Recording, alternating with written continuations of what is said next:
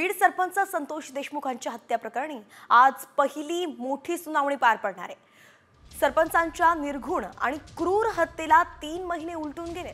त्यांच्या हत्येच्या फोटो आणि व्हिडिओमुळे संपूर्ण महाराष्ट्रात संतापाची लाट सुद्धा उसळली आहे। वाल्मिक कराड, सुदर्शन खुले, विष्णू चाटे, सुधीर सांगळे, प्रतीक खुले, जयराम चाटे अशा सगळ्या आरोपींवरती मकोका अंतर्गत गुन्हा दाखल करण्यात आलाय। कॉमस्कोर नुसार आता isakal.com आहे देशातील नंबर 1 ची मराठी न्यूज वेबसाईट। प्रत्येक अपडेटसाठी isakal.com ला नक्की भेट द्या।